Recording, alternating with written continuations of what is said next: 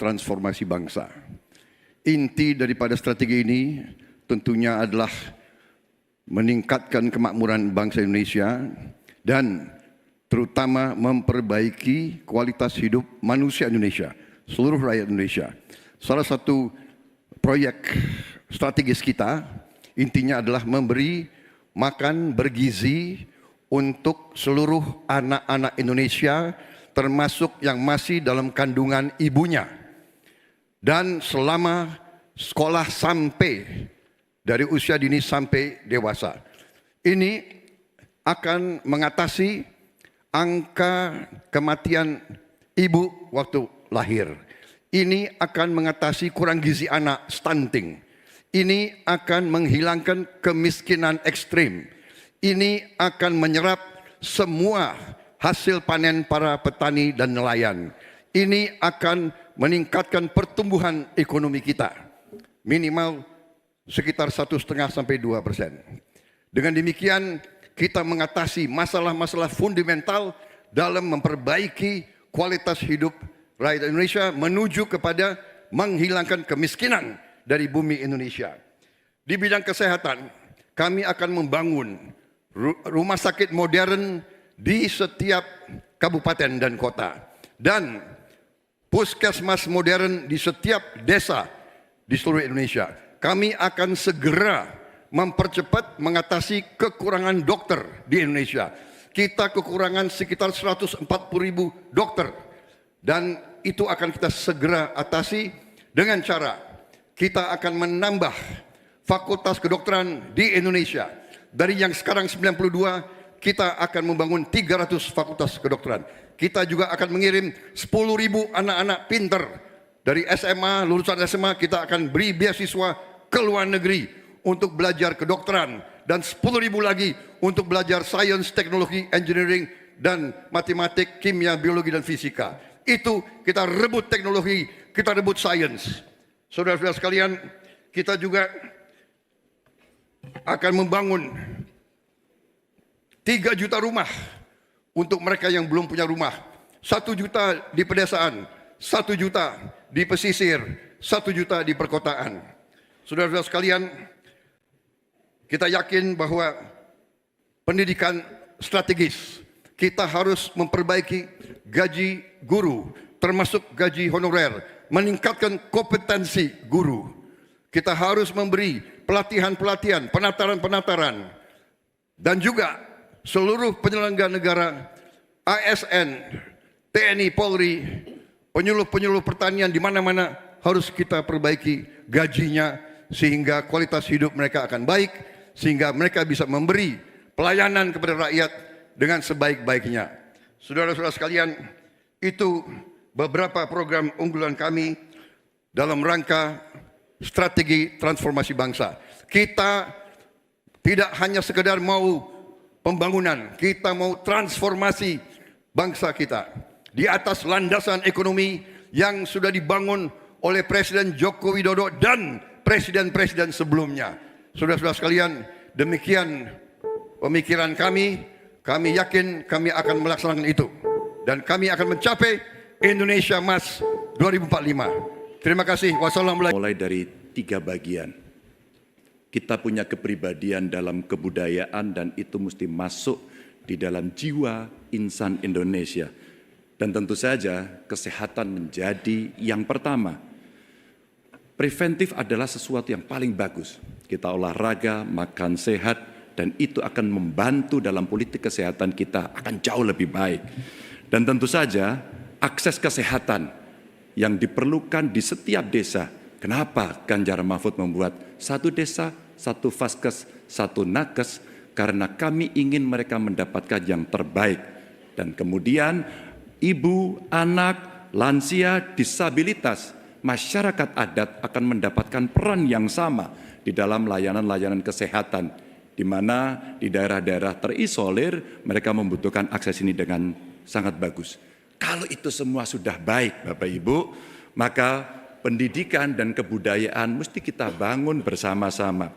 Akses pendidikan yang baik, lebih inklusi, kemudian kurikulum yang mantap, dan tentu saja fasilitas yang diberikan harus bisa memberikan akses terbaik untuk anak-anak didik kita, termasuk nasib guru dan dosen.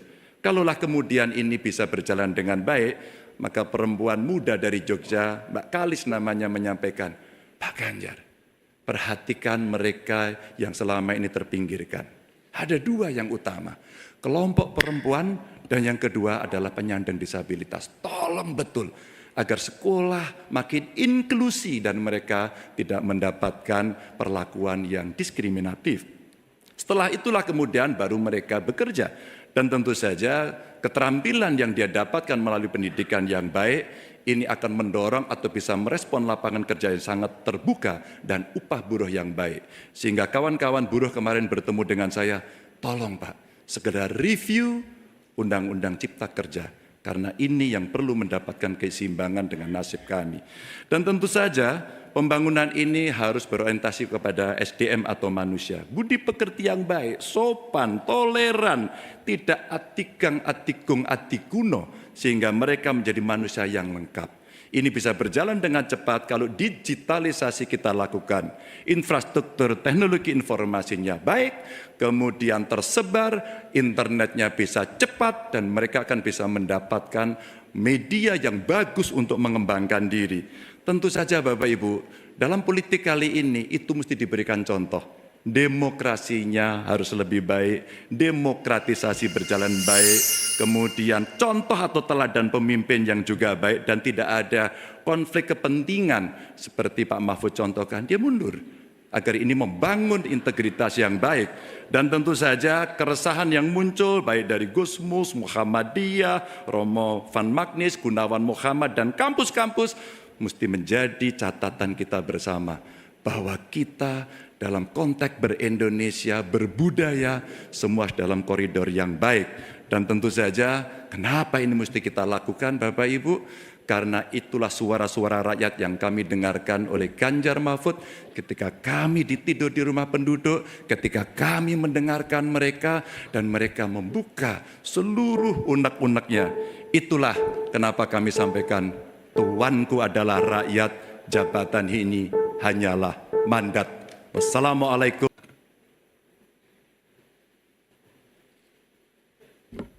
Assalamualaikum warahmatullahi wabarakatuh. Selamat malam, salam sejahtera untuk kita semua. Ibu, Bapak, saudara-saudara sebangsa setanah air yang sangat saya cintai. Persoalan terbesar bangsa kita hari ini, republik kita hari ini adalah ketimpangan, ketidaksetaraan, ketidakadilan. Ketimpangan antara Jakarta dan luar Jakarta, Jawa, luar Jawa, kaya, miskin, desa, kota, pendidikan umum, pendidikan agama, pendidikan kejuruan, dan pendidikan teknis. Ini semua adalah ketimpangan yang hari ini menjadi fenomena membahayakan bagi republik ini. Bahkan di bidang perekonomian, segelintir orang menguasai sebagian besar perekonomian kita. Ketika republik ini didirikan, para pendirinya 60-an orang anggota BPUPKI, mereka adalah orang-orang terdidik, mereka adalah kaum yang privilege, tapi mereka mendirikan republik untuk semua, bukan mendirikan republik untuk kepentingan dirinya, golongannya, ataupun keluarganya. Mereka mendirikan ini untuk semuanya. Kekuasaan yang dibangun untuk memberikan kesempatan kepada semua. Sekarang kita jauh dari cita-cita republik ini. Ketika para pendiri itu kaum intelektual, mereka memilih berjuang di jalur politik. Saya berangkat sebagai pengajar, mendapat panggilan tugas di wilayah politik. Kami akan membawa gagasan pendiri republik untuk kembali mewarnai republik ini. Untuk bisa mengarahkan republik ke depan agar kembali pada format awal. Apa masalah hari ini?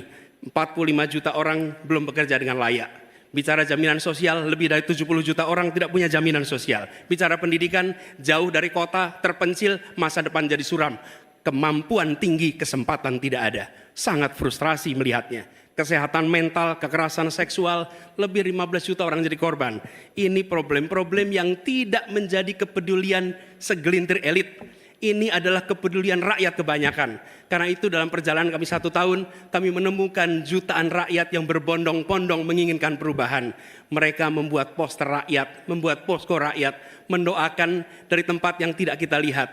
Poster-poster itu cemerlang karena bukan didanai dari uang dari Jakarta, tapi didanai oleh keringatnya yang jernih hasil kerja kerasnya.